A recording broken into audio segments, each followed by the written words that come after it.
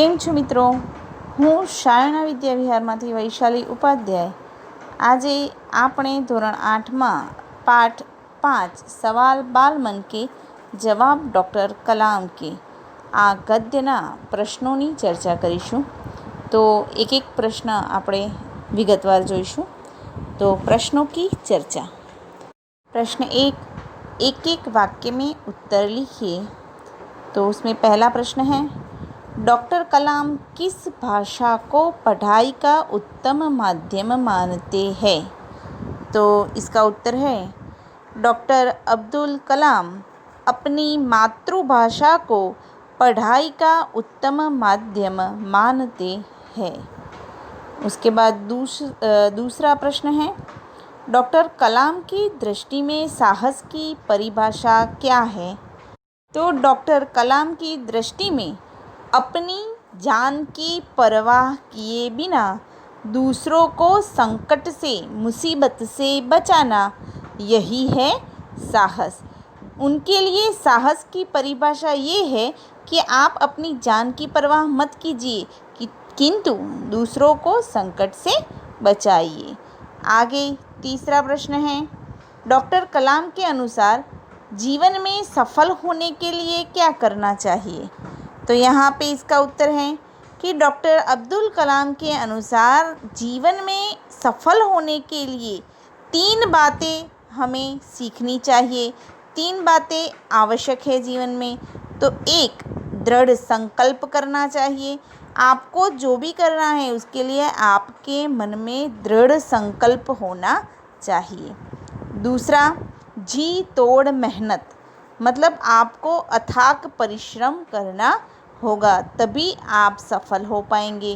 और तीसरा, साहस, अगर आप कोई भी कार्य करते हो तो उसके लिए आपको अपने दृढ़ संकल्प के साथ साहस भी दिखाना होगा, क्योंकि साहस के साथ आप निश्चित दिशा में आगे बढ़ेंगे तभी सफल हो पाएंगे. उसके बाद चौथा प्रश्न है, जनसंख्या वृद्धि को रोकने में कौन सहायक है? तो यहाँ पे उत्तर इसका यह होता है कि जनसंख्या वृद्धि को रोकने में छोटा परिवार, सुखी परिवार की जो मान्यता है यह सहायक है. तो उसके बाद हम आगे का प्रश्न देखते हैं, महात्मा गांधी के राजनीतिक सिद्धांत की क्या विशेषता थी?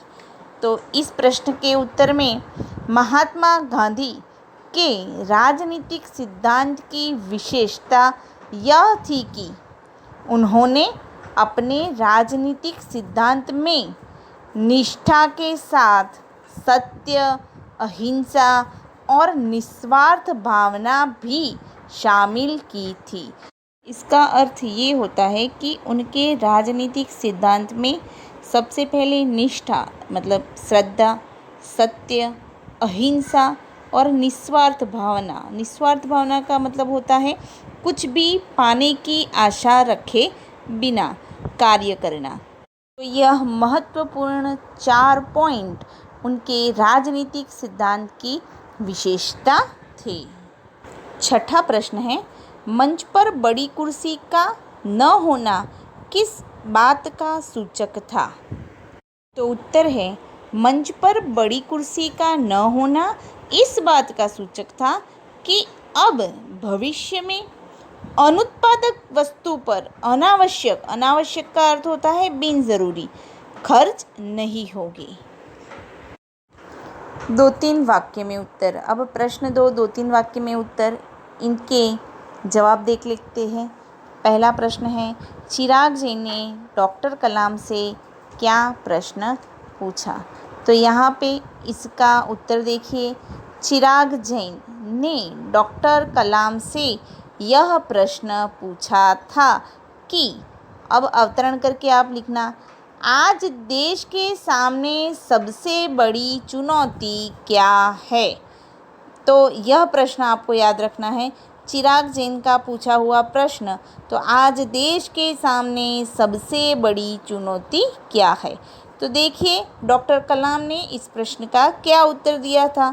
तो भारत सन 2020 तक एक विकसित राष्ट्र बन जाए, देश के 1 अरब से अधिक नागरिकों के चेहरों पे मुस्कान आए, हर कोई सुखी हो और सबके चेहरों पे मुस्कान हो, खुशी हो, यही देश के सामने सबसे बड़ी चुनौती है। तो यह उत्तर अब्दुल कलाम ने इस प्रश्न के लिए दिया था। आगे का प्रश्न था, प्रवासी भारतीय मातृभूमि के प्रति गर्व की भावना कैसे विकसित करें। तो यह जवाब डॉक्टर अब्दुल कलाम ने प्रवासियों के लिए, मतलब जो लोग भारत में नहीं रहते किंतु मूल भारतीय है, उन लोगों के लिए अपने अंदर मातृभूमि के प्रति गर्व की भावना विकसित करने के लिए यह जवाब उन्होंने दिया था। तो देखिए जवाब देखते हैं। प्रवासी भारतीय, बृहद मतलब विशाल, विशाल हमारा जो भारतीय परिवार है उसी के अंग है, अपने देश की सांस्कृतिक विरासत से जुड़े रहकर मातृभूमि के प्रति गर्व की भावना विकसित कर सकते हैं। मतलब जो भारत में नहीं रहते किंतु भारतीय है, वे अपने देश की सांस्कृतिक विरासत के साथ जुड़कर अपनी मातृभूमि के प्रति गर्व की भावना विकसित कर सकते हैं।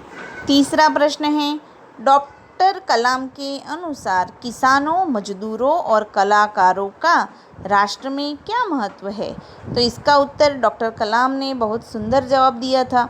उन्होंने कहा था कि डॉक्टर कलाम के यहाँ देखिए कि किसान, मजदूर और कलाकार राष्ट्र के अभिन्न अंग है। राष्ट्र के निर्माण में इन सभी की सेवाओं की हमें आवश्यकता है और इन सबका हमारे लिए समान महत्व है। देश को इन सभी की ज़रूरत है। आगे प्रश्न है, डॉक्टर कलाम ने अपने बचपन की कौन सी यादगार घटना सुनाई।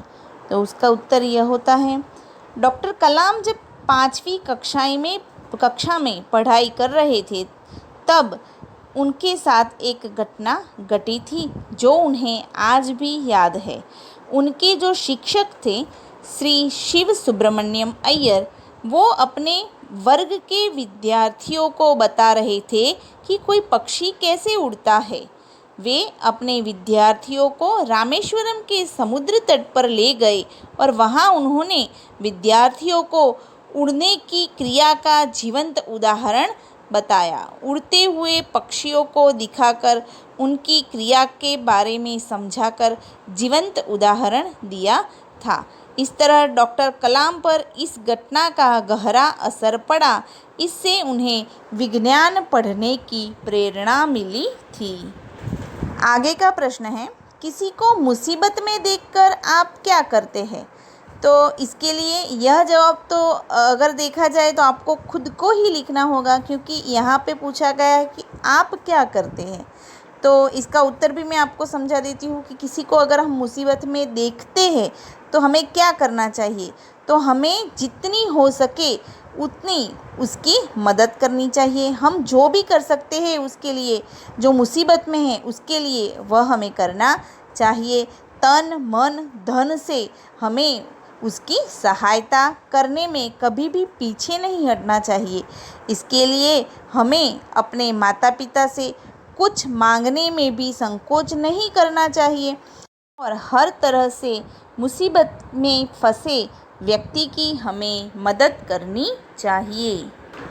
अब आखिरी प्रश्न है, पढ़े हुए से देखा हुआ ज़्यादा याद रह जाता है, क्यों। तो इसका उत्तर देखते हैं। बच्चों, हम जो भी देखते हैं वो हमारे दिमाग में ज्यों का तो मतलब ज्यों देखा होता है, जैसा देखा होता है वैसा ही अंकित हो जाता है। पढ़ने से केवल मन में काल्पनिक चित्र बनता है। कल्पना में वह सच्चाई नहीं होती जो यथार्थ में होती है। का अर्थ है जब हम पढ़ते हैं तो हमारे मन में उसका काल्पनिक चित्र बनता है। तो कल्पना का जो चित्र होता है वो सच्चा नहीं होता है, हकीकत नहीं होता है। किंतु जो हम देखते हैं उसे हम हकीकत समझते हैं और हमेशा के लिए हमारे मन मस्तिष्क में वो घटना याद रह जाती है और इसीलिए पढ़े हुए से देखा हुआ हमें देर तक याद रह जाता है। बाकी सविस्तर प्रश्नों के उत्तर हम अगले वीडियो में समझेंगे।